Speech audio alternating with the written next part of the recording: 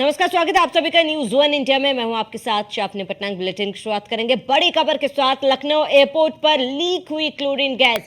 ये बड़ी खबर आपको बता दें, क्लोरीन गैस के रिसाव के बाद भगदड़ मच गई। 2 कर्मी बेहोश होने की सूचना मिली है। 1.5 किलोमीटर का एरिया में एहतियात बरती गई है। लखनऊ एयरपोर्ट पर घटना के बाद सुरक्षा के सभी इंतजाम किए गए। सभी लोगों को एयरपोर्ट से दूर रहने के जारी हुए निर्देश। मेडिकल यूज में आने वाले क्लोरीन गैस का रिसाव हुआ है। मौके पर पहुंची पुलिस फोर्स और दमकल कर्मी।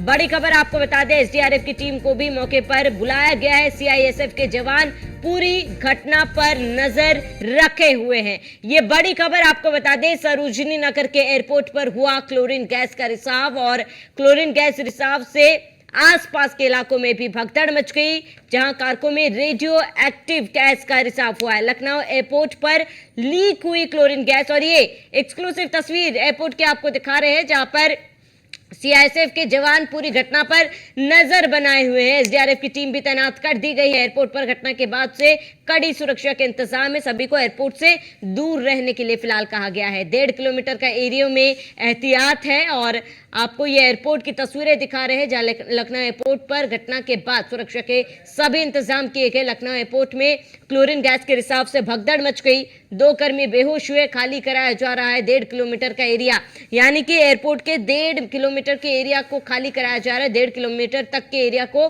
खाली कराया जा रहा है। सुरक्षा व्यवस्था बढ़ा दी गई है और एयरपोर्ट पर घटना के बाद से कड़ी सुरक्षा के इंतजाम है। और ये एक्सक्लूसिव तस्वीरें आपको दिखा रहे हैं, जहां क्लोरीन गैस के रिसाव के बाद भगदड़ मची।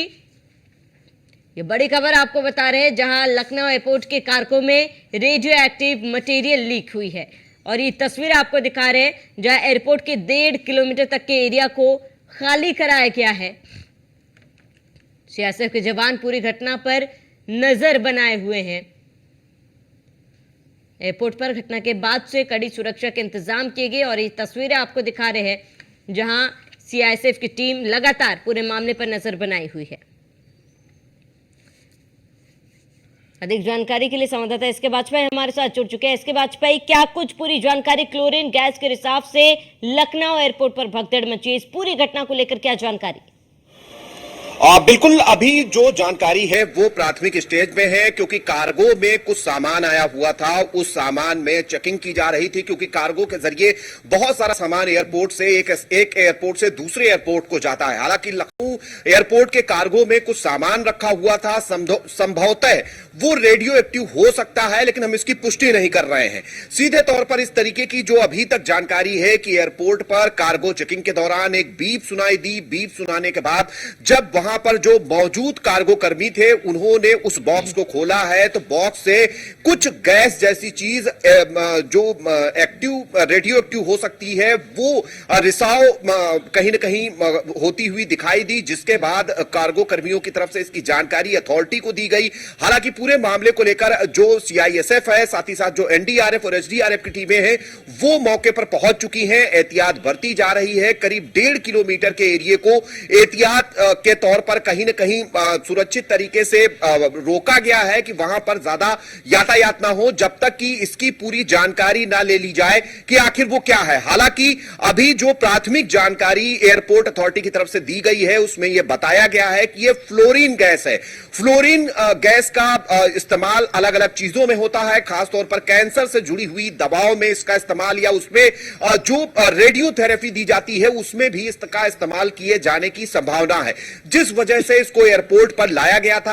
हालांकि अभी तक जो चीजें हैं वो प्राथमिक स्टेज में हैं। अभी तक इसकी आधिकारिक तौर पर कोई भी जानकारी एयरपोर्ट अथॉरिटी की तरफ से नहीं दी गई है। यह जरूर बताया गया है कि यह फ्लोरीन गैस हो सकती है, क्योंकि वो कार्गो पर लाई गई थी और सुरक्षा के मानकों के अनुसार उसको रखा गया था। लेकिन एक बीप हुई, क्योंकि बीप एक अलार्म होता है जब इस तरीके का कोई भी पदार्थ एक्टिव होता है या वो बाहर आने लगता है, तो ऐसी स्थिति में सुरक्षा जो उपकरण होते हैं उनका अलार्म बजता है, जिस वजह से जो कार्गो कर्मी थे उनको इसकी जानकारी हुई। हालांकि जो प्राथमिक जानकारी है उसके अनुसार 2 जो कार्गो कर्मी हैं वो बेहोश हुए थे।